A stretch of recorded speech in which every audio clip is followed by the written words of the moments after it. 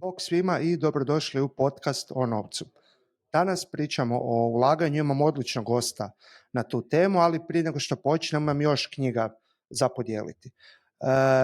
Opet možete osvojiti knjigu, znači sve što je potrebno je komentirati dolje u komentare očito i napisati hoću knjigu velikim slovima da vas bolje primijetim i negdje sredinom veljače ću odabrati dobitnike ove nagradne igre.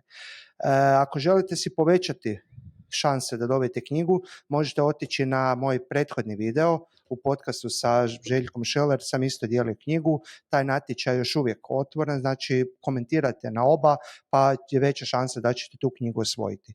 I naravno, ako vas interesiraju teme o osobnim financijama, pretplatite se na kanal. A sada da završim sa promocijom sebe, idem preći na promociju gosta. Današnji gost je Niko Maričić. Niko je voditelj front office u Interkapitalu, ali da ne čitam sad tvoj životopis, radije bi dao tebi riječ. Pa Niko, možeš li nam reći nešto o sebi? Bog Marko, hvala ti na pozivu. Pa evo da, predstavio si zapravo moje zaduženje unutar Interkapitala. Ja bih samo tu najavio rekao da sam zapravo proveo većinu svoje profesionalne karijere u Interkapitalu, to je sad otprilike 5 godina, ali uz to nekakvo iskustvo upravljanja financijskom imovinom, imam i nekakvo korporativno iskustvo, znači moj prvi posao praktički još za vrijeme faksa uz Interkapital bilo je i Privredna banka, te sam imao jedan period kada sam radio u riznici Infobipa, znači to je nekako to korporativno iskustvo. Studirao sam ekonomiju, smjer financije u Zagrebu, naravno i završio i evo, udobno sam se smjestio na poziciji voditelja odjela upravljanja imovinom, evo da taj front office prevedemo na hrvatski u Interkapitalu i evo, zadovoljan sam.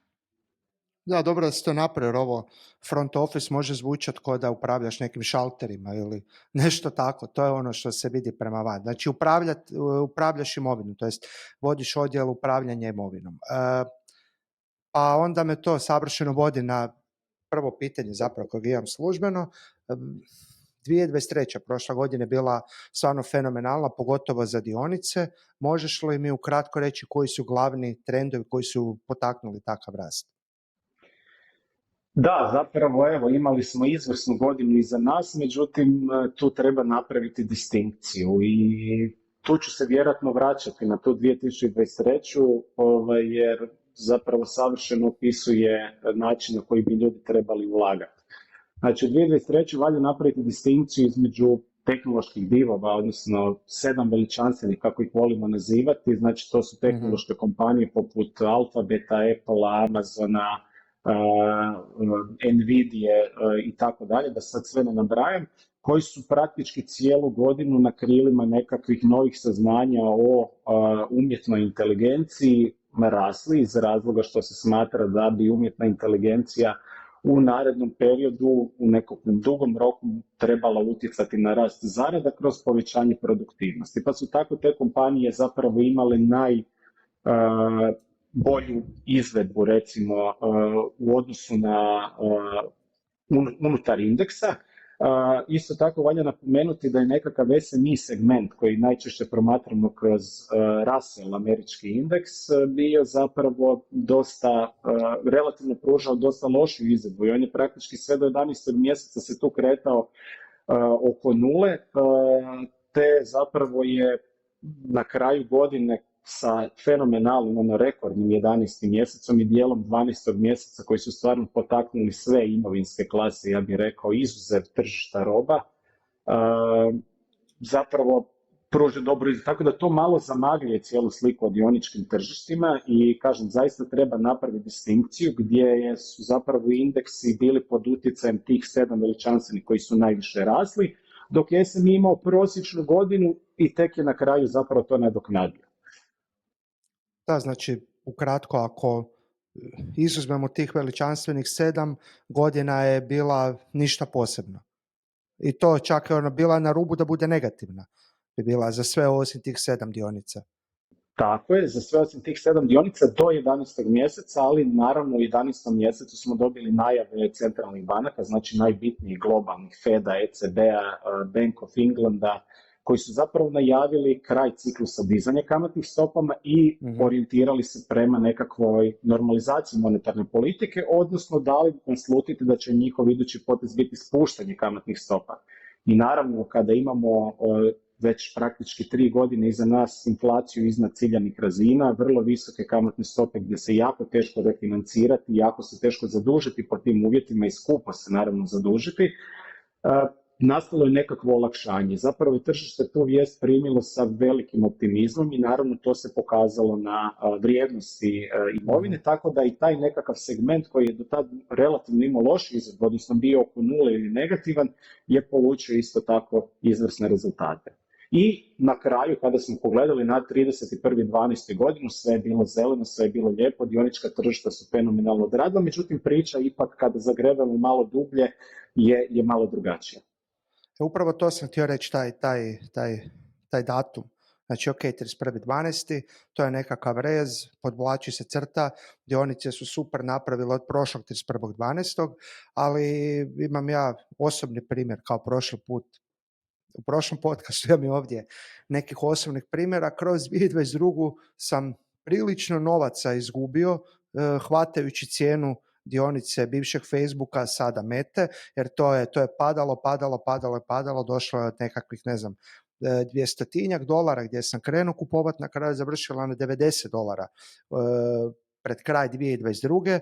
I ja sam cijelo vrijeme još kupovao. Mislim, ako odrežemo, ako gledamo malo duži period od 2 godine, vrlo vjerojatno i za te tehnološke dionice ne bi priča bila toliko jako pozitivna kao što ispada ako gledamo samo prošlu godinu. Naravno, dionica Mete je sada, ako se ne varam, na nekakvih $400. Skoro, mislim da je baš jučer došla do te razine. Sad sam možda rekao krivo, ali znam da je okrugli broj, mislim da je na $400 došla. Ali da, ona je napravila fenomenalnu 2023. imala prilično niske razine i super je odradila. Nije Meta jedina, mnoge druge firme su prošle isto tu katarzu koja je bila 2022. i naglo su se oporavile prošle godine. Što očekujemo ove godine? Što očekujemo u 2024. Hoće li se ponoviti prošla godina? Trebamo ostati u Meti ili se treba maknuti i postoje li možda neki sektori ili regije ili neke vrste investicija od kojih očekuješ bolju izvedbu, bolju zaradu nego što je to u prosjeku? To je izvrsno pitanje zapravo i to je ono što si mi konstantno postavljamo i realno i nama je to nepoznanica i mi samo možemo naravno nagađati uz puno više argumenata nego što to može nekakav prosječan investitor.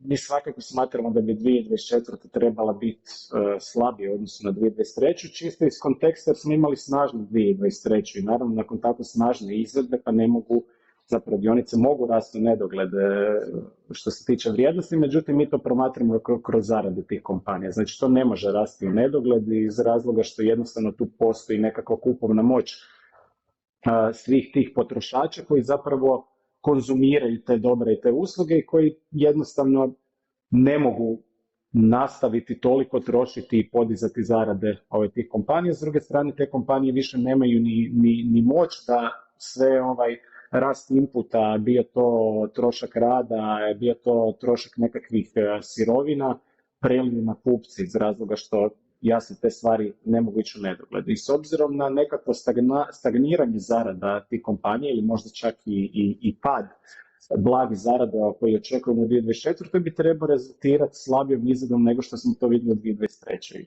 S druge strane, mi sad već imamo taj nekakav saznanje o umjetnoj inteligenciji i u kojim područjima ona sve može biti upotrebljena i naravno sad kada znamo koliko je to zapravo jaka tehnologija, sad je pitanje koliko će se ona brzo implementirati i s obzirom da su te tehnološke kompanije prošle godine imale snažnu izvedbu, mi vjerujemo da je dio tog rasta koji se očekuje u budućnosti od umjetne inteligencije već dosta uračunat u toj cijeni.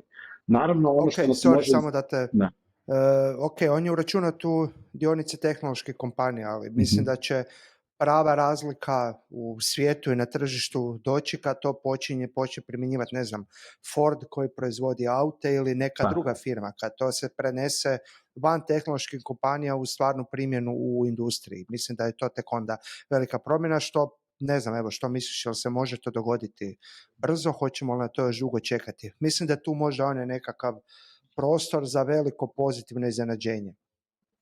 To si super rekao. Zašto su tehnološke kompanije uopće odradile toliko snažno uslijed tih saznanja? Pa iz razloga što su oni najuže vezani za tu umjetnu inteligenciju. Naravno, oni su praktički kreatori umjetne inteligencije. Znači, oni pružaju infrastrukturu za korištenje umjetne inteligencije, tako da imaju recimo najviše koristi od te implementacije koju bi upravo trebao implementirati. Evo ti si naveo primjer Ford, naravno treba bi implementirati realni sektor. Ono što mi gađamo te sektore koji bi najbrže zapravo to mogli implementirati, koji bi mogli imati najviše koristi od toga. Međutim, ja bih ovdje spomenuo da ta umjetna inteligencija zapravo dolazi kao nužnost u ovom trenutku. Zašto kao nužnost? Iz razloga što imamo nedostatak radne snage. Znači imamo jako lošu demografsku sliku, pogotovo ako gledamo razvijene države gdje je radna snaga neophodna i zapravo ta sistematizacija rada, ta umjetna inteligencija koja bi zapravo trebala poboljšati produktivnost i možda smanjiti potrebu za radom kada govorimo o fizičkom radniku osobi, ona dolazi kao nužnost iz razloga što nama radnika fali. I sad to nije saznanje koje će sutra dovesti do toga da mi otpustimo hrpe ljudi zato što su strojevi efikasniji. Ne, nego zaista u ovom okruženju koji se viđa jednom u 100 godina praktički, a to je sad, to je ovo što mi imamo, to je taj nedostatak radne snage, loša demografska slika, gdje zapravo umjetna inteligencija, mi moramo zapravo se moliti da to dođe što prije, što ranije, kažem, da bi bili produktivni i da bi mogli zapravo zadovoljiti svu potražnju. Svu potražnju zapravo. Da, mislim, samo čekam da nađu umjetnu inteligenciju koja postavlja pločice, jer treba mi keramičari, bez Afrikancije, nije da sad idem niz laku Redditu ili nečemu, ali stvarno treba mi keramičar za 100-150 kvadrata različitih pločica i nije jednostavno naći i čekam samo da se poveća produktivnost i u tom dijelu. Pa, čekam tog robota. Ja se slažem s tobom i samo ja mislim da u takvim situacijama, u tim zanatskim radovima će umjetna inteligencija biti najkasnije implementirana, nažalost po nas, evo, i po tebe. Da, ono što sam još htio dotaknuti, možda tih nekakvih sektora, evo, znači ono što mi smatramo, naravno treba biti investiran u tehnološki sektor unatoč snažnom rastu u prošloj godini, iako kažem ne mogu se očekivati tolike baš stope rasta, čisto iz nekakve perspektive da ne može eksponencijalno toliko zapravo to tržište rasti. Međutim, ono što bi volio istaknuti da je to sektor koji će svakako najbrže implementirati umjetnu inteligenciju i iznenađenje može proizaći iz tog sektora. Uz tehnološki sektor također bi izdvojio i sektor, healthcare sektor, odnosno farma sektor nekakav. Aha. Tako je. Sektor koji je zapravo nakon korone i nakon što su sve te velike kompanije, farmaceutske kompanije zapravo došle do nekakvog, izumile lijek za koronu i tako dalje, imale snažne prihode u tim razdobljima, imale zapravo nakon toga dosta slabe rezultate i to se vidjelo na cijenama tih dionica, međutim sad opet dolazi nekakav novi val za te kompanije i to je ono što vidimo. Znači tu se sada jako veliki napreci vide u nekakvim saznanjima oko liječenja raka, oko smanjenja tjelesne težine po uzoru na Novo Nordisk, danski i tako dalje. Znači, kažem, tu sad postoje nekakve nove stvari koje bi mogle zaista te kompanije dignuti na visoke razine. Ujedno to je i defanzivni sektor, čak i ako dođe do nekakve blaže recesije ili mislim na kraju krajeva dublje, ali kažem to nije nekakav moj bazni scenarij, ja vjerujem da ako bi došlo do recesije da će ona biti plitka i kratkotrajna, Znači, to su nekakvi sektori koji bi trebali pružiti relativno bolju izvedbu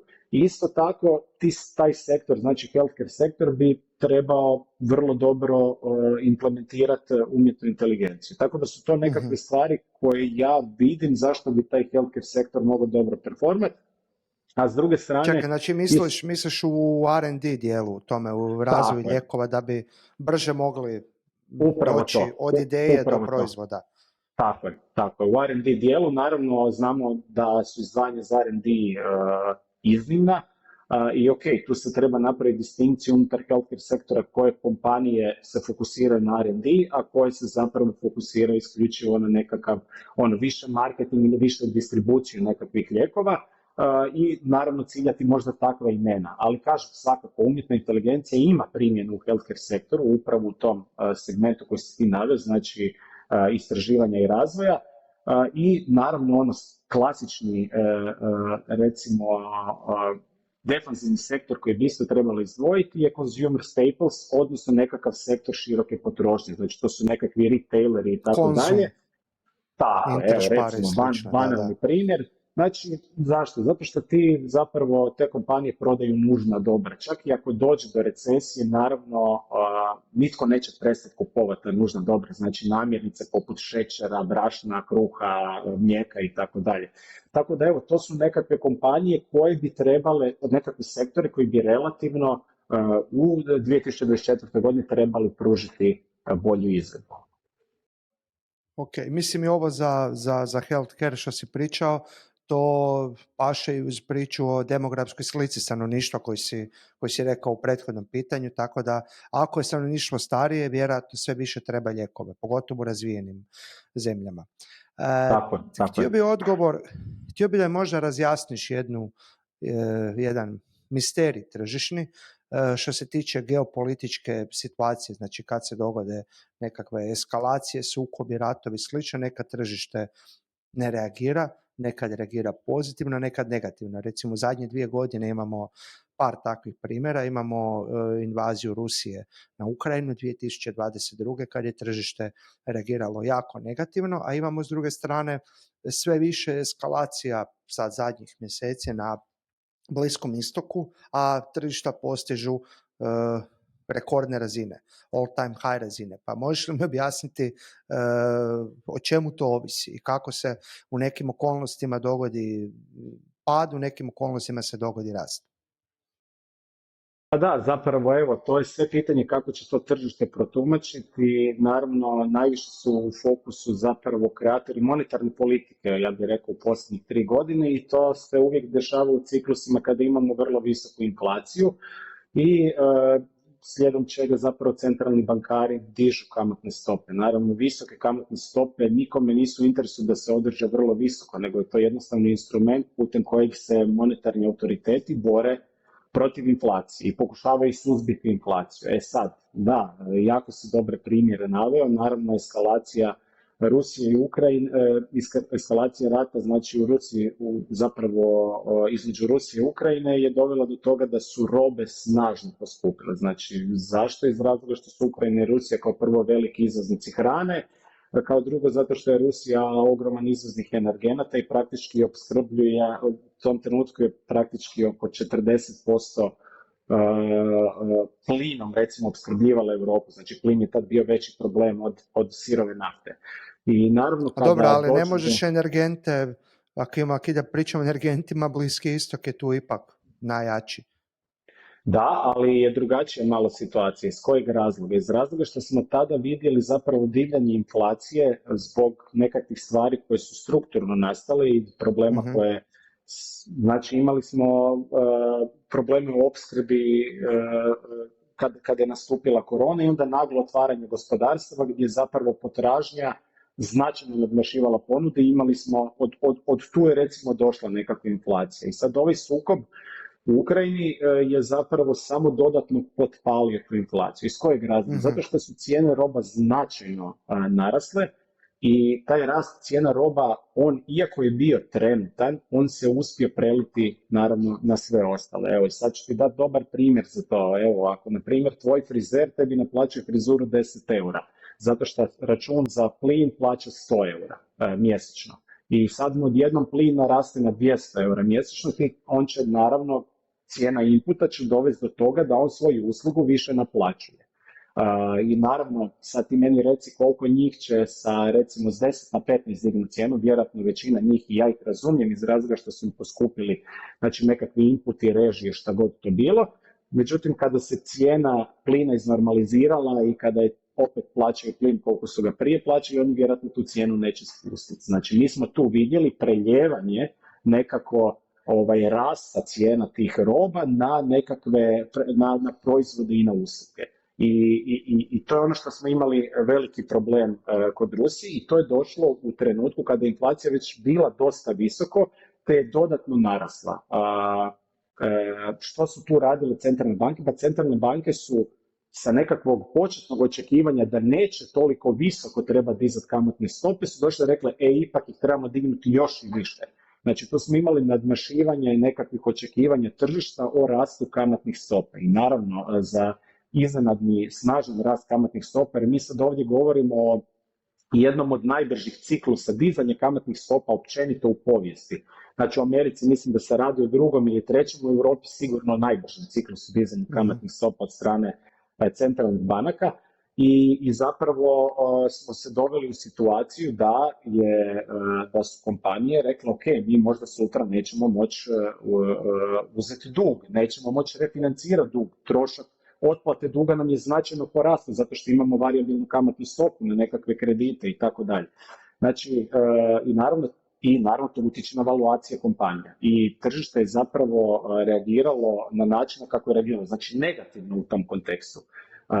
Ako promatramo ovaj drugi primjer, znači sukob na Bliskom istoku, tu je više sad naglasak na tome, ok, inflacija, ajmo reći, pobjeđena, da, inflacija sutra može biti volatilna, zato što opet možemo vidjeti snažan rast cijene plina i sirove nafte, međutim, monetarni autoriteti su već najavili zaokret spuštanje kamatnih stopa i nekako taj rast cijena roba koji sad je moguć bi trebao izazvati recesiju. A kako centralna banka reagira u trenutku kada vidi da će doći recesija? Pa spuštanju kamatnih stopa. Tako da smo mi što su onako već najavili polako. Da. Tako je. Najavili su postepeno spuštanje kamatnih stopa. Rast neizvjesnosti, rast cijena, izazivanje recesije bi dovelo do toga da imamo snažnije spuštanje kamatnih stopa nego što je to trenutno očekivano. I zato je tržište reagiralo, ajmo to tako reći, pozitivno, su rekli, ok, opet ćemo imati niske kamatne stope i tako dalje. Međutim, isto treba naglasiti da za sad kako tržište percipira ovaj sukob na Bliskom istoku, za sad ga percipira da je on nekako pod kontrolom i mala je vjerojatnost da bi moglo doći do toga da imamo situaciju kakva je to bila u drugom mjesecu 2022. kada je eskalirao rat između Rusije i Ukrajine. Dobro, ali vjerojatno smo i tada naučili da nas ništa ne smije iznenaditi. Mislim da niti većina racionalnih ljudi nije očekivala. Ali samo da zvuči bešćutno, ali zapravo zaključak je da rat nije niti neće pomaknuti tržišta, barem ne na ovim razinama, nego on može samo dodatno naglasiti i ubrzati već postojeće trendove, postojeće okolnosti koje kreiraju središnje banke. Ako sam dobro to shvatio. Da, dobro si shvatio, međutim nešto čemu ja pridajem manju vjerojatnost, što je isto moguće se dogoditi, da mi zaista vidimo preljevanje, isto kao što smo vidjeli u drugom mjesecu 2022. godine prilikom eskalacije rata između Rusije i Ukrajine. Znači da taj rast cijena sirove nafte, rast cijene plina i tako dalje se zaista i prelije i da imamo nešto volatilniju inflaciju. Naime, što rade centralni bankari? Centralni bankari prate pokazatelj inflacije, znači nekakav indeks potrošačkih cijena koji nam kaže, ok, košarica dobara vrijedi toliko i toliko. Ako mi zaista vidimo preljevanje skupljih energenata ili na tu potrošačku košaricu... Na moju frizuru. Na tvoju frizuru, na primjer, da. Vrlo lako je moguće da centralna banka napravi pogrešku u koracima i da kaže, ok, možda smo trebali spuštati kamatne stope, ali inflacija je ubrzala, zadržat ćemo ih tu ili ćemo ih dizati. pogreška u koracima može dovesti do nešto naravno veće neizvjesnosti i do utjecaja na tržište. Znači, to je nekakav scenarij koji je moguć, međutim, ja ipak tom scenariju pridajem manju vjerojatnost. Čini mi se, toliko puta si sad spomenuo centralne banke da kad razmišljamo o tome, to se čini kao, izvana se čini kao posao koji je svemoćan, upravlja zapravo svime, ali čini mi se jako nezahvalan jer imaš na neki način ograničen alat, taj alat je jako moćan, ta kamatna stopa, ali kad napraviš neki potez, treba dosta vremena, 3, 6, nekad je 12 mjeseci, da se vidi jesi li pogodio sa tim potezom i zato čini mi se da je ko što rekao, ima jako moćan alat, ali prilično neprecizan i stvarno im u ovim okolnostima kada može otići u jednom ili drugom smjeru ne bi volio biti u koži. Da, to si jako dobro zapravo sad rekao i mi moramo shvatiti da znači centralni bankari to su vodeći svjetski stručnjaci zaista koji promatraju nebrojeno puno nekakvih različitih indeksa ili pokazatelja koji zapravo im ukazuju na stanje ekonomije, tržišta rada i tako dalje i na temelju kojih oni pokušavaju donijeti najbolju odluku. Ali sve je sa odgodom. Sve je danas neki potez donesem, a to će se vidjeti za 3 ili 6 mjeseci. Sad jesam li pretjerao u intenzitetu tog poteza ili nisam, vrijeme će pokazati. Nije jednostavno pogoditi točno efekt koji želiš proizvesti. Mogu gađati smjer, ali ne mogu gađati baš, čini mi se, intenzitet. Tako je. I plus kad ti daš nekakvu najavu, znači sama ta najava ona već pomiče tržište. Sad, kako će se to odraziti na realni sektor? Sam taj pomak cijene već utječe na realni sektor, a sad to dizanje kamatne stope, naravno to se vidi sa značajnim odgojem ili se možda čak i ne mora vidjeti. Tako da je zaista izuzetno kompliciran posao, najčešće ih se proziva i ono gdje zapravo nije monetarna politika jedina koja utječe na tržište, naravno tu ima jako puno i drugih zapravo stvari koje utječu na tržište. Evo, daću primjer fiskalne politike, znači i sad ono što smo isto imali u ovom zadnjem ciklusu... Samo sekundu. Monetarna politika su kamatne stope, radi je centralna banka, fiskalna politika su porezi i slične politike uzimanja i davanja građanima i to provodi vlada, ministarstvo. Tako je, vlada, znači vrlo jednostavno rečeno to bi bio nekako upravljanje proračunom pojedinih država. I zašto je sad to bitno? Evo daću dobar primjer kako to funkcioniralo u posljednjem ciklu, znači posljednjih 2 godine.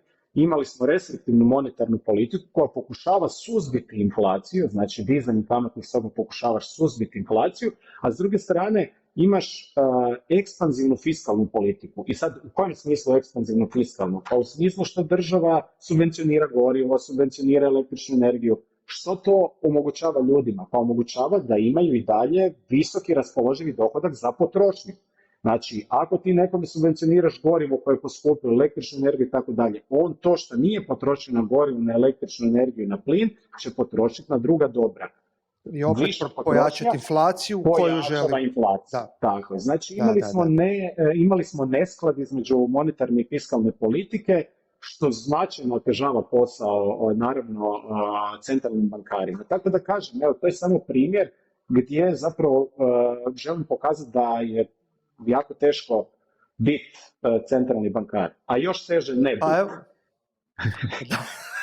to je jedna, da. Poznata uzrečica.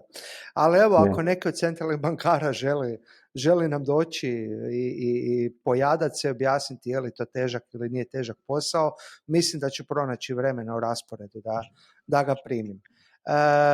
Jedno kratko pitanje još kad smo na tim temama centralnih banaka i slično, i tu temu si spomenuo više puta. Je li inflacija iza nas? Je li to završena tema?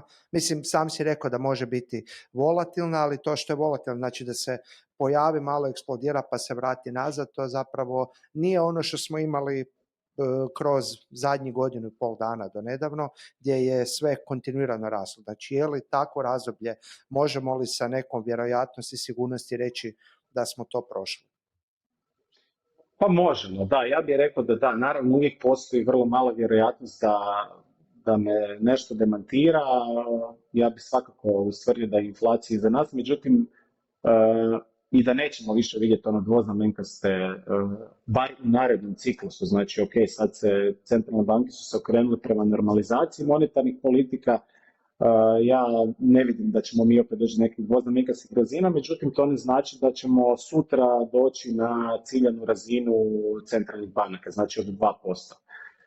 Ja vjerujem da će inflacija ostati u tom nekakvom rasponu 2 do 3, maks 4%. Smatram da ono najgore što se može dogoditi je da bude volatilna i da to prouzrokuje grešku u koracima monetarnih autoriteta, odnosno centralnih banaka, ali kažem, ja vjerujem da će ona biti tu 2 do 3%, ne vjerujem da ćemo vidjeti deflaciju, a to je jedan od glavnih razloga je upravo ona nedostatak radne snage, znači koji zapravo omogućava radnicima da pregovaraju bolje plaće, firme se 2 puta pitaju hoće li nekoga otpustiti jer ne mogu naći kvalificiranog radnika, tako da sad u ovom trenutku s obzirom na nedostatak radne snage radnici imaju puno bolju pregovaračku moć, što ukazuje na to da bi u narednom periodu trebali imati nešto veći rast plaća. Taj rast plaća, naravno, on se preljeva na inflaciju, tako da ja vjerujem da bi inflacija trebala biti iznad ciljanih razina centralnih banaka, međutim ne previsoko. Tako da ova vrlo visoka inflacija je iza nas. Ok, ako ne centralni bankar, neko iz Državnog zavoda za statistiku svakako bi dobro došao da meni gledateljima objasni kako se točno računa inflacija, jer čini mi se da ljudi imaju nekakav osobni dojam inflacije koji se često razlikuje od onoga što možeš vidjeti na stranicama DZS-a i to bojim se da može prouzrokovati nekakvo nepovjerenje u sustav i zato bih htio da nam to neko, meni prvome i široj populaciji, da neko objasni kako se dolazi do tog broja. I vjerujem da postoji kvalitetan i dobar sustav iza toga, ali evo, htio bih da neko to pojasni. Pa evo, otvoreni poziv Državnom zavodu za statistiku, javite se, budemo i za vas našli mjesta. Ali Niko, evo, ne bi mi internet oprostio da ne pitam za glavnu goruću temu danas na svim u javnosti, pogotovo toj online javnosti, to je kripto. Kripto je imao, kao i sve drugo što si rekao, skoro sve drugo, jako dobru 2023. godinu i kako ti gledaš na to tržište i možemo li sada očekivati, barem kod ovih glavnih kriptovaluta, nekakvu stabilizaciju, budući da čini mi se da ipak ulaze korak po korak u nekakvu priznatu robu od strane financijske institucije. Znači taj ETF koji je dobio odobrenje, mislim da će napraviti veliki iskorak u tome da kripto uđe svima koji se možda boje tog tržišta. Što ti kažeš o tome? Pa da, evo, ja moram prvo napomenuti da ja nisam nekakav stručnjak i ekspert za kripto, imam naravno mišljenje, skromno, i koje sam spreman podijeliti i zapravo kripto je naravno s obzirom na volatilnost i amplitude u promjeni cijene rizična imovina i nju smatramo kao rizičnom imovinom jer čekaj, znači hoćeš reći ako se zove stable coin, to mi zvuči stabilno. Kako je to rizično? Pa dobro, stablecoin je drugačija stvar, međutim vidjeli smo i da su stablecoinovi propadali, znači oni uvijek kažu da stablecoin ima uporište u fizičkim dolarima i sad naravno, ali mi tu ipak opet treba reći da govorimo o nereguliranom tržištu, ok, ko onda kontrolira da li postoji za svaki kreirani stablecoin fizički dolar. I to je ono što smo vidjeli, da jednostavno, ne znam sad da li je to bilo prije godinu ili dvije, ali da, vidjeli smo slučaj gdje su stablecoinovi zapravo na neki način propali. Naravno oni postoji i naravno postoji i oni koji to dobro rade, koji zaista imaju uporište u fizičkom novcu, Međutim, ono što bi ja volio napomenuti, svaka imovina koja može prouzročiti takve amplitude, pa makar to za nekog bilo izuzetno pozitivno zato što je zaradio 200 ili 300% u par mjeseci, taj mora biti svjestan da ta imovina isto toliko može i pasti, još i više i tako dalje. Znači, tako da slijedom toga ono što ja mislim o toj imovini je da, treba biti djelomično investiran u takve stvari zato što to pruža solidnu diversifikaciju i zato što može u nekakvim trenucima možda poboljšati performans čitavog portfelja. Međutim, takvim rizičnim strategijama se pride vrlo malo udjela u nekakvom investicijskom miksu iz razloga što, kažem, evo, rizično i čovjek koji investira u to mora biti svjestan da sutra može sve izgubiti. Tako da ja kripto promatram na taj način, ali ova nekako institucionalizacija kripta, znači i mogućnost da se on trguje putem ETF-a, to bi svakako trebalo doprinijeti stabilnosti u budućnosti i zapravo bi kripto trebao, ako već nije, postati nekakav mainstream u investiranju. Tako da kao sredstvo diversifikacije svakako, kao sredstvo nekakve povećanje eventualno prinosa u dugom roku, da. Međutim, kažem, treba biti svjestan rizika tog instrumenta i ono moje vjerovanje je da kad se to do kraja institucionalizira i kad zaista puno investitora i retaila bude sudjelovalo u tome, da će taj jednostavno proizvod postati sve manji i manje atraktivan, jer moje nekakvo vjerovanje da u to investiraju ljudi koji stave vrlo malo novca, a koji misle da mogu iz te male količine novca apsolutno kreirati ogromnu količinu novca. I mislim da ovo kad si pričao cijelo vrijeme o kriptu, ja ću sad te dopuniti, recimo jesi li pravo, ali govoriš o ovih par najjačih valuta. Naravno, u tom prostoru postoji neopisivo puno prevara različitih, ali sve ovo što si govorio, govoriš za Bitcoinu, Etheru i još možda neko od tih jačih valuta. Tako je, da, je, u pravu si da to treba stvarno reći. Mislim, kažem, prevare u tom svijetu su zaista česte i kao što sam već spomenuo, radi se o nereguliranom tržištu, znači nema nikoga ko nadzire to tržište. Ja zapravo ne znam da li niko ko može uopće nadzirati to tržište, tako da evo, mislim, u samim temeljima je da se ne bi trebalo moći nadzirati, da nije centralizirano. I to je to. Kako nadzirati nešto što je razasuto svuda? Da, i tako da, evo, kažem, smatram, nisam protivnik, možda sad zvučim, ne znam, pesimistično i tako dalje, ja nisam protivnik kripto tržišta. S tehničke strane ja ne znam da li može imati primjenu u budućnosti, jer očito nisam dovoljno duboko ušao u to, a i nemam takva tehnička znanja, vjerojatno da to znam. Ono što ja sa aspekta ovoga što znam mogu sugerirati ljudima, to je ta nekakva diversifikacija i zapravo poimanje rizika kada govorimo o kriptovalutama. A sada sa tog najrizičnijeg dijela tržišta imam pitanje koje je potpuno suprotnu temu i pitanje o kojem znaš puno, jer gledao sam te na televiziji na tu temu, pitanje o obveznicama. Prošle godine je Republika Hrvatska po prvi puta iskoračila na to retail tržište, imala je država 2 plasmana, jedne obveznice, jednog trezorskog zapisa pred kraj godine. Kako je to prošlo, to jest kako su cijene tih papira zaključile godinu i imali naznaka za nova izdanja, to jest ima naznaka, čita u medijima da se najavljuje da će biti opet u veljači ili ožujku neko novo izdanje, ali što nam možeš više o tome reći? Koji bi sada bio pricing, znači koji bi prinos ti papiri trebali nositi? Da, evo, ja sam imao priliku komentirati dosta puta, znači, narodna izdanja i stvarno, duboko sam, ajmo reći, u tome. Ja smatram da je država tu napravila izvrsnu stvar i da država praktički na izdavanjem duga stanovništvu omogućuje stanovništvu zapravo da na svoju štednju ostvari puno bolje prinose nego što to ostvari u bankama.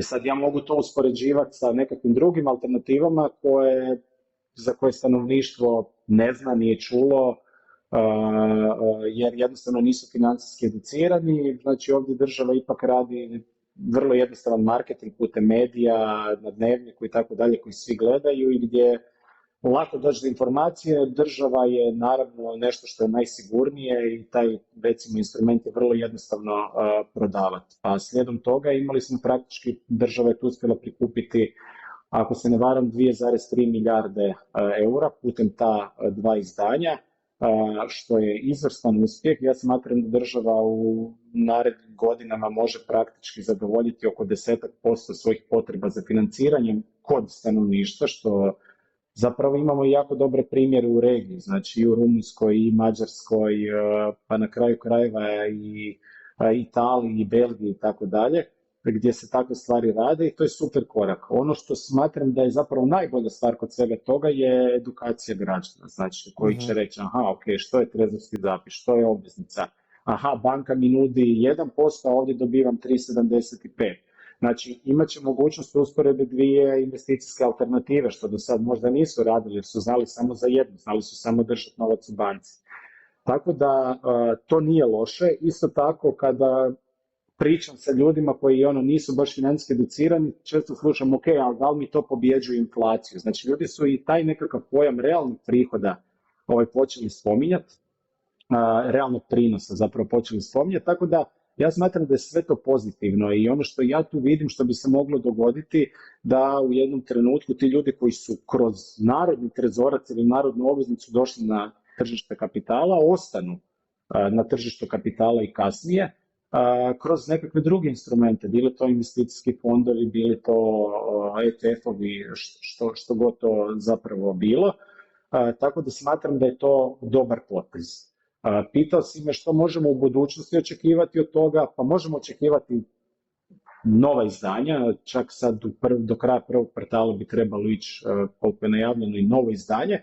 Ono što tu je vrlo bitno spomenuti da uvjeti tog novog izdanja će biti značajno niži nego što je to bilo u protekloj godini. Znači mi smo imali narodnu obveznicu na 2 godine koja godišnje nosi prinos 3,65, narodni trezorac koji nosi prinos 3,75. Ono što sad možemo očekivati je otprilike 3% do 3,2%. Znači to je zbog onog što si rekao da središnje banke će početi smanjivati kamatne stope. To naravno onda smanjuje ono što država treba platiti. Tako je. Naravno, to smanjuje trošak zaduženja države, ali i dalje to treba promatrati ne kroz nominalan prinos, znači reći, prije je bilo 3,75, sad je 3 ili 3,2, država me krade, zašto više nije toliko. Ne, nego to treba promatrati kroz alternative koje investitori imaju. Ako je banka prije davala 3, više neće davati 3, davat će 2,5 ili 2 ili niže. Tako da sve se zapravo pomiče, to rezanje kamatnih stopa od strane centralnih banaka zapravo pomiče cijelo tržište, pa isto tako pomiče i prinos na trezorski zapis, a pomiče i prinos na oročenje u bankama. Tako da, ko plima i oseka. Kad raste sve, diže sve, da. Da, i kad tako je, ali evo, isto ono što treba reći po pitanju cijene, znači mi tu govorimo o vrlo nelikvidnom instrumentu. Sad kako gledamo likvidnost? Pa likvidnost gledamo kroz broj recimo kupoprodaja, jer što je veći broj kupoprodaja ili što je veći broj ljudi na strani potražnje ili što je veći broj ljudi na strani ponude i naravno što je više transakcija, to će instrument biti likvidniji. Ovdje valja napomenuti da je sugerirano ljudima da ove instrumente drže do dospijeća, znači narodnu obveznicu da drže 2 godine, a trezorski zapis do godinu dana, znači do dospijeća, što sugerira da se tim instrumentima ne trguje, što znači da su oni nelikvidni. Tako da je zapravo kad želiš prodati tu obveznicu jako teško naći nekoga na suprotnoj strani koji je voljan to kupiti po toj cijeni po kojoj ti to želiš prodati. Tako da cijena se nije pretjerano mijenjala, što nije ni bitno. Kod ovih instrumenata je bitno da imatelji tih instrumenata će zapravo dobiti taj kamatni prinos na kraju godine. Ali znači bio bi dobar napredak da se i to sekundarno tržište malo razvije i intenzivira, da bude transakcija time i na burzi, jer to bi pomoglo nekome koji možda propustio kupiti kad je država izdavala, želi za mjesec dana uložiti i više nema mogućnost. Znači to sekundarno trgovanje, to na burzi je još nešto na čemu trebamo raditi. Definitivno, i tu bi samo još dodao jednu stvar, a to je da čak i ne ako neko je propustio kupiti, nego ako neko mora prijevremeno prodati da bi namirio nekakvu obvezu koju u tom trenutku kad je kupovao nije računao na nju. Znači zato je taj pojam likvidnosti izuzetno bitan, jer ako tebi kao investitoru nešto omogućuje da ti nešto kupiš kad dođeš po cijeni koja je vrlo blizu tržišne i prodaš kad dođeš po cijeni koja je vrlo blizu tržišne, to košta. Znači ti instrumenti najčešće nose niže prinose. Zašto? Zato što imaš likvidnost. To je nešto što je jako dobro. Kužim. Ok, mislim, možda će mi još neko potpitanje pasti na pamet sad kad nastavimo, ali zanima sad više tvoji neki stavovi, idem možda dio sa praktičnim savjetima za naše gledatelje. Znači, prvo što me zanima, preferiraš li dugoročno ili kratkoročno ulaganje? Znam, reći ćeš dugoročno jer to ima više smisla, tako se smanjuje rizik kratkoročne promjene ili slično, ali čini mi se da u nekim trenucima treba imati jednu dugoročnu sliku na umu, ali treba tu dugoročnu sliku prilagođavati trenutačnim uvjetima. Znači, što ti osobno preferiraš? Kakav pristup upravljanju? Malo aktivniji ili samo pusti? Pa da, evo, tu su sad dva pojma koja moramo razložiti. Znači, s jedne strane imamo vremenski horizont ulaganja, a s druge strane imamo aktivan pristup ili pasivan pristup. Ja definitivno preporučam dugoročno pasivno.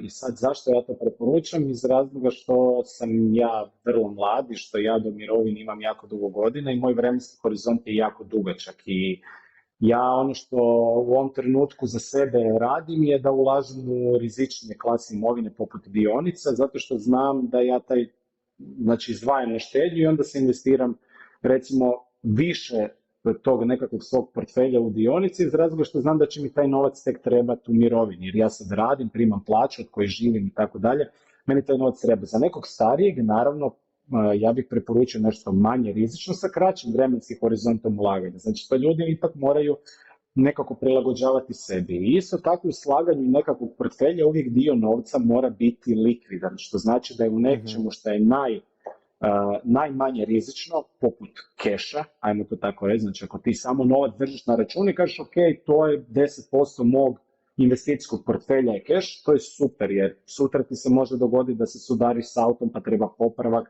pa da imaš nekakav neplanirani trošak, recimo. A za to imamo temu prošlog podcasta. Kako odvajati i pripremiti se za neplanirane troškove. I znači uvijek je dobro da dio bude likvidan, znači u nečemu što je najmanje rizično i što ti je dostupno sutra, doslovno. Tako da, znači, ali ako kažem, znači ja preferiram dugoročno ulaganje iz razloga što ukoliko ja kažem moj vremenski horizont ulaganja je godina dana i stavim sve u dionice i u tih godinu dana se dogodi nekakav rizični događaj koji povećava neizvjesnosti, koji naravno sruši cijenu dionica, znači, a ja za godinu dana izlazim iz tog trejda, znači vrlo je mala vjerojatnost da će se unutar godine dana to odbiti do razine na kojoj sam ja ušao ili preko te razine gdje bi ja zaista nešto zaradio. Međutim, ako ja stojim unutra 5 ili 10 godina, pa sigurno je da će se odbiti, da ću ja kroz recimo prosječno godišnje zaraditi na horizont od 10 godina. Tako da je to, evo, ne kao sad zašto to preferiram, a druga stvar zašto pasivno, pa iz razloga što, mislim, ja radim posao, znači ja sam negdje 8, 9, 10 sati dnevno u nečemu, imam obitelj, pa nemam ja vremena toliko aktivno to trgovati da ja sad svaki dan sjednem za svoje računalo i da 5 sati provedem na platformi kroz day trading, naravno to nije... I sa upitnim ishodom isto. Sa upitnim ishodom, naravno, i tako da ja zaista preferiram na samom početku, ok, reći strateška alokacija koju ja preferiram s obzirom na moj profil rizika, na vremenski horizont ulaganja, na vrijeme koje mi je dostupno i na imovinu koju trenutno imam, jer na primjer ako ja imam tri nekretnine u svom portfelju, pa neću investirati ostatak novca u nekretninski fond. Znači, to bi bilo prekomjerna izloženost. Tako da isto treba uzeti tu u obzir imovinu koju imamo.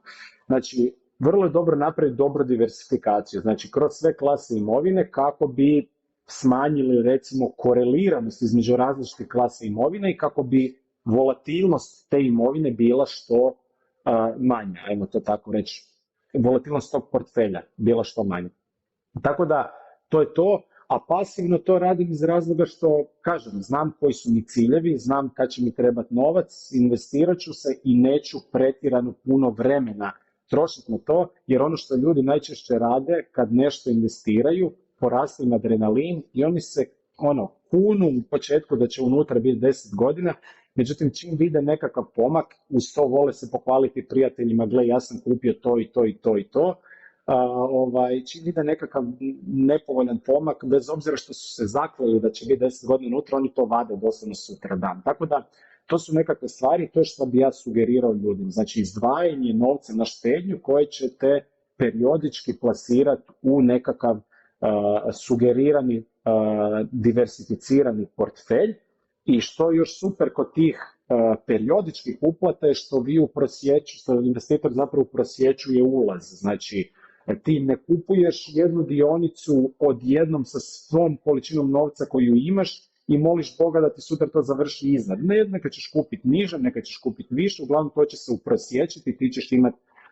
ja bih rekao, povoljniji ulaz u tu nekakvu investiciju u dugom roku. Znači to je za hrabre, to je ona razlika, ulaziš u more pa se polako privikavaš, malo se špricaš pa malo van, malo korak dublje ili samo skočiš. Mislim, nekad je dobro iskočiti, ali moraš znati kakva je temperatura mora da bi se usudio samo skočiti. Spomenuo si tu par puta diversifikaciju u ulaganju i čini mi se da je to, ispada mi da je daleko najvažnija stvar kod ulaganja i koliko je ona zapravo dobra, jer na neki način mogu reći da nekad i nije dobra ako pogodiš pobjednika. Znači recimo Apple u zadnjih 10 godina, da sam uložio $1000 prije 10 godina, danas bi to vrijedilo $9.500, što je enormna zarada, a s druge strane u široko diversificirani S&P 500, on je isto odradio jako dobro, ali $1000 tamo bi mi donijelo samo $2500 stanja sada. Znači, koliko je ona važna zapravo u ulaganju i treba li se nekad ohrabriti i skočiti u more? Pa izuzetno važno, pa ja bih rekao da je to jedan od glavnih postulata investiranja. Mislim, ti sad spomenuo primjer Apple-a je izvrsno, naravno, vjerojatno imaju ljudi koji su zaradili velike novce na tome, kao što ima i na svemu, ali mi uglavnom slušamo samo dobre primjere i kad je netko zaradio novce i pokušavamo to kopirati. Mislim, treba uzeti u obzir kako sigurno ima puno više loših primjera. Evo recimo, ja nisam nikome pričao za Metu cijelu 2022. skoro. 2023. svi znaju da sam dioničar bio, većim dijelom bio, na kraju izašao. Tako da evo, mogu i osobno reći da je tako. Loše priče zadržiš, pamtim samo sretne dane. Da, to je upravo to, a zašto, mislim, evo, ja ću navesti drugi primjer, Nokia koji je bio tehnološki gigant, isto praktički najveći udio prodanih telefona na svijetu, mislim danas je Nokia gotovo i ne postoji, kažem, baš sam negdje pročitao nedavno podatak da u vrijeme kad je Nokia ta bila najveća, da je bila 200% veća od BDP-a Finske, a sada čini samo 6% BDP-a Finske. Znači ili je BDP jako narastao, ili je Nokia otišla u krivom smjeru. Mislim, znamo što se dogodilo, ali kažem, znači, može se odabrati pobjednike i može se imati sreće u tom dijelu, međutim, vremena se mijenjaju, tehnologije se mijenjaju, znači, i tu se onda oslanjaš na menadžment koji jako dobro treba pivotirati u strategiji, na vrijeme odrediti, reći, ovo je tehnologija koja izumire, mi moramo ići u nešto drugo. Neki dan sam, ne znam koliko ljudi uopće svjesni toga, ali ako nije, možete googlati i pročitati tu priču, bio je onaj Palm, oni su bili oni prvi PDA, znači... Ja sam to dobio za krizmu. Za krizu si dobio palm, dobro. ono crno-bijeli, moraš stiskati unutra skoro da klik čuješ koliko treba stisnuti taj touchscreen, to je bilo To. glavno, da. Ali to je bio prvo to nekakvo, ne bih rekao smartphone, ali nekakvo, ajmo reći, ručno računalo koje si ti imao, koji ti je bio organizator, koji je, ok, telefon između ostalog, ali koji je imao i kalendari, ne znam, i Word, i nemam pojma kako se ne stvari. Tad je ta kompanija vrijedila enormno puno, mislim da su preko 60 milijardi imali market cap, nadmašivaju i Apple i BlackBerry i tako dalje, kasnije naravno ta kompanija se raspala, danas ne postoji. Tako da ima takvih priča i unatoč što smo mi tad smatrali da je ta tehnologija fenomenalna, vrhunska, ovakva, onakva, ta tehnologija, zato što management nije imao viziju kako, znači, pravom smjeru usmjeriti tu tehnologiju, jednostavno firma nije opstala. Tako da diversifikacija je super i ovo što si ti rekao, pa ja vjerujem da nitko ne bi bio nezadovoljan da je zadnjih 30 godina bio investiran u S&P, bez obzira što ti uvijek možeš naći nešto što je bolje performalo, ali kažem, ti sve to što se zarađuje s puno manji rizik, mirnije si stavao i kažem, diversifikacija izuzetno bitna. Znači, hoćeš reći da bi bilo bi pogrešno baš ići samo u jedno, ali tako? Pa naravno, znači to ono što kažemo, sva jaja u istu košaru, iako nisam to previše shvaćao, jer ako se košari razbije jedno jaje, onda... Samo sam htio napraviti uvod u sljedeće pitanje s pogreškom, nije mi uspjelo, evo sorry. Htio sam te pitati koje su najčešće pogreške koje investitori, bilo amateri, bilo profesionalci rade. Je li to izlaganje samo jednoj dionici ili ima tu još nekih grešaka na koje treba paziti? Ima super pitanje, stvarno i jako puno grešaka. Nije da imam nešto sad tu spreman odgovor, iako jako puno puta to čujem, ali definitivno ono što ljudi ne razumiju pojam rizika i prinosa i najčešće očekuju ogroman prinos za nikakav rizik. To je jednostavno nemoguće i ako vam to netko ponudi, to je scam, znači bježi od toga, to je velika prevara.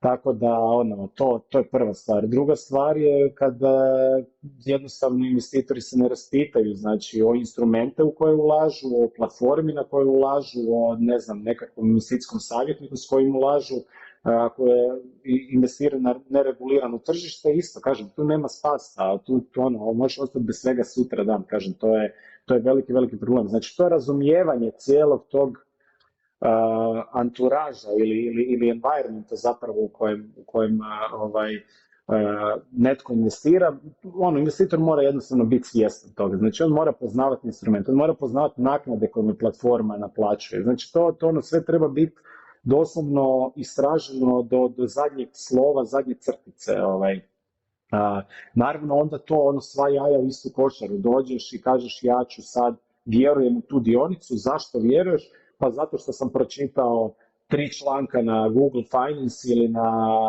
Financial Timesu ili na čemu i sad ja znam sve o toj kompaniji, ja točno znam kad će ona rast. Pa mislim, ne ovisi naravno kretanje cijene dionice samo o tome i onda dođe i stavi sve što ima, cijelu ušteđevinu stavi u tu jednu dionicu. Mislim, to je vrlo, ja ne kažem da on ne može biti u pravu u dugom roku, ali ja ti garantiram da ukoliko se njemu u prvih mjesec, pola godine dogodi da ta dionica padne za 20%, da će on i dalje biti unutra. Ja ti garantiram da neće, znači izvući te novce, razumiješ, izgubit će 20% svoje ušteđevine. Znači to su te nekakve stvari koje bi napomenuo. Da, evo, te 3 stvari, znači taj nesklad između rizika i prinosa, onda nepoznavanje te cijele okoline gdje se investira i nepoznavanje investicijskih proizvoda i treća stvar bi bila to nedostatak diversifikacije. Da, slažem se i mislim da tu čak profesionalci imaju, to jest oni vjerujem puno manje griješe od amatera, ali mislim da niti profesionalci nisu amnestirani od mogućnosti za pogreške. Ne na način da će baš uložiti u neki skem, da će povjerovati da, ne znam, konobarica iz Lovrana ovom metodom zarađuje $12.311 tjedno, klikni ti, ali da će možda otići u krivom smjeru, nekad u krivu kompaniju, barem sa dijelom, mislim da se to i profesionalcima događa, ali svakako mislim da si ovo dobro rekao, treba biti dobro, treba znati odnos rizika i prinosa, znači ne postoji nešto što može zaraditi 10%, ako ne postoji u istom trenutku mogućnost da može pasti 10%, pogotovo onda ako neko garantira da je 10%, to je stvarno upitno, a da ne govorimo o ome da treba paziti da se ulaže samo u regulirane ili nekakve institucije kojih imaš barem nekakvu zaštitu. Daj mi reci na kojem području nekakve tehnologije ili nešto tako vidiš, ili sektora gospodarsko vidiš najveće mogućnosti za promjenu idućih 5, 10, 15 godina, ili ne samo promjenu pozitivnu, može biti negativna. Znači zapravo pitanje ko je novi Palm ili Nokia u budućnosti, a ko je nova Tesla, Apple, Meta ili nešto tako. I opet, moram te prije nego što počne, znam da je to jako teško reći, nemoguće reći, jer da smo pričali prije godinu i pol dana, vjerojatno ne bi rekao umjetna inteligencija kao prostor za veliki napredak, ali odjednom kad se pojavila, preokrenula je svijet. Tako da znam da sve ovo što ćeš reći iz pozicije danas, kraja siječnja 2024. Pa evo samo da, ako neko gleda kasnije u budućnosti, da uzme u obzir da pričamo u današnjim okolnostima i s informacijama koje danas imamo. Ali evo, reci, nakon mog dugog pitanja, evo i tebi malo vremena. Super pitanje, dobro da si ti stavio ovaj disclaimer jer bi ja potrošio 2 minute na to, pa ću odmah preći na stvar. Znači ono što ja nekako vidim, naravno ta umjetna inteligencija gdje smo sad prošli iz tog dijela nekakve otkrića i spoznaja i sad idemo prema implementaciji. Znači sad je samo tu pitanje koliko će to brzo ići, ali već sam govorio da nam to stvarno danas dolazi kao nužnost, a ne kao ono joj, bit ćemo još produktivni, nego zaista nam fali radne snage i to je nešto što može, umjetna inteligencija nešto što može nadoknaditi to. Tako da tu svakako vidim, a onda sve što je vezano uz tu infrastrukturu, da li su to cloudovi, da li su to čipovi i tako dalje, naravno to ide s tim. Sad koliko će to brzo biti implementirano, toliko će biti velika potražnja za čipovima, za naravno koji danas postaju sve napredniji, sve brži, sve izdržljiviji, sve manji naravno i proizvode se na sve manje i manje mjesta na svijetu. Tako da evo, to je jedna stvar koja je zapravo podložna velikom geopolitičkom riziku. I to je ono što imamo danas, na primjer Tajvan kao najveći izvoznik čipova, sutra može imati velikih problema ukoliko dođe do sukoba između Kine i Tajvana. Tako da tih stvari trebamo biti svjesni, to je nešto geopolitički.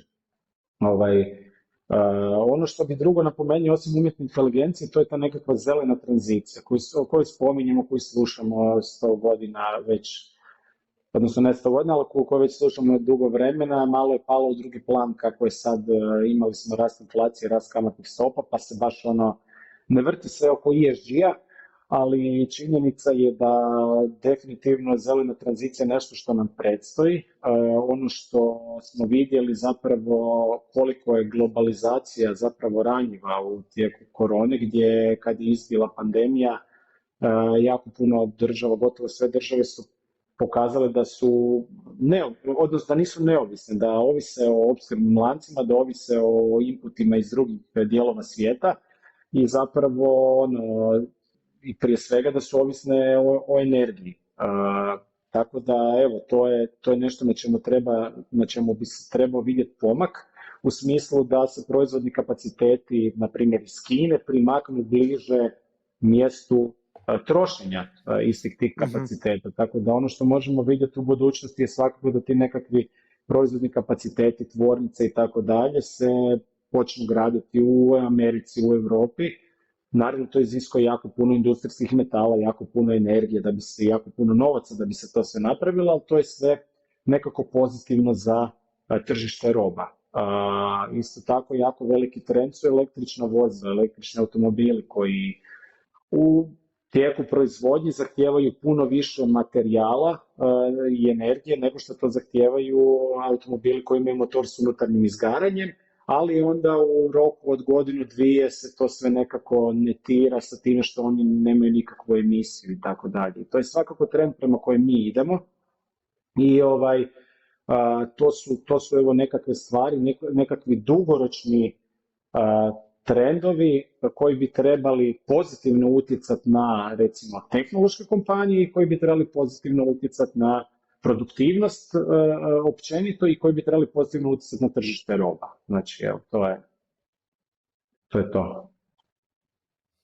Hvala ti, mislim da smo puno, ja sam puno toga čuo o čemu nisam razmišljao, pogotovo kako si povezao te različite dijelove priče, sve nekako ima sad na kraju više smisla. I ja bih volio znati razmišljati ko ti, pa me zanima imaš li, ne samo ja, nego vjerojatno i drugi bi voljeli malo dublje ući u to područje, pa me zanima imaš li kakve preporuke za knjige, online sadržaj ili nešto tako. Mislim, samo moram plug napraviti, osim ove knjige koju možete osvojiti ako napišete u komentar hoću knjigu. Ništa, jedna manje. Sada evo, izuzev te knjige, možeš li reći na koji način, što preporučaš mojim gledateljima, slušateljima, što god, što da prate, što da pročitaju, da bi se više informirali. Opet mislim da to je kontinuirani proces. Ne možeš pročitati jednu knjigu i kao gotovo, jer stvari se stalno mijenjaju, ali od nekud treba početi. Pa reci, Niko. Da, evo, to je dosta dobro pitanje i ja se borim s tim, ja slušam preporuke. Naravno, ja uglavnom gledam stvari koje su više tematske, vezane za moj posao, naravno i tu onda, znači, kroz podcaste na Spotify, kroz razne, ono što najviše pratim su zapravo dnevne vijesti, iz razloga što to pomiče tržišta i uvijek trebaš biti u toku s vijestima, a ja uglavnom te stvari pratim kroz portale poput Bloomberga, Financial Timesa, Wall Street Journala, kroz Twitter, na primjer, gdje imam neke ljude koji objavljuju, koji komentiraju nekakve aktualne stvari. Ono što se tiče literature i učenja, tu bi svakako izdvojio, pa evo, kad pričamo o investiranju na dioničkim tržištima, ono što je ljudima nekako najpoznatije u našem poslu, ne mogu da ne spomenem i najdražu knjigu Warrena Buffetta, znači Intelligent Investor od Benjamina Grahama, koja priča o value investingu i ta knjiga govori više o Warrenu Buffettu nego o value investingu. Mislim, ta cijela njegova zapravo filozofija investiranja je opisana u toj knjizi i mislim da upravo kada smo spominjali i Apple i Nokia i tako dalje, to je ono što je upravo opisano u toj knjizi. Kako treba promatrati kompaniju, šta je bitno i kako zapravo taj nekakav value investing, znači investirati u nešto što zaista može dugoročno imati vrijednost. I to je to Warren Buffett jako dobro uvijek kaže,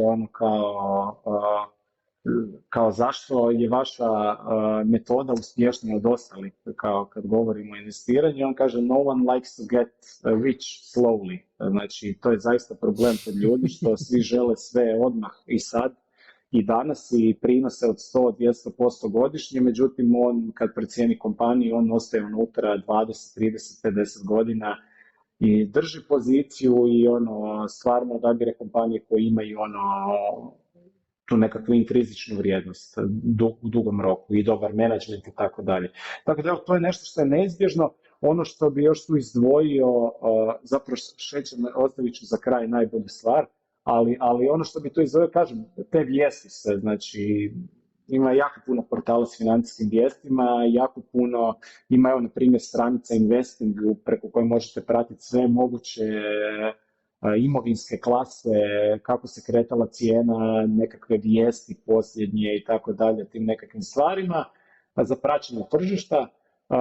Naravno, jako puno velikih investicijskih kuća poput, ne znam, BlackRocka, JP Morgana, imaju svoje nekakve portale gdje pišu svakodnevno o stvarima i zapravo komentiraju aktualne teme. Evo, te stvari i ja pratim, smatram da je izuzetno zanimljivo. I za kraj bi još tu spomenuo, naravno, Intercapital Asset Management i zapravo naš LinkedIn profil koji je stvarno bogat i ljude može držati u toku i komentiramo sve najbitnije teme, što kroz video materijale, što kroz blogove, infografike i tako dalje. Mislim da evo, možete se zapravo nas pratiti na LinkedInu. A druga stvar je naš YouTube kanal isto, znači koji ima jako puno zanimljivih stvari, tako da evo, to je nešto najbolje što sam ostavio za kraj zapravo.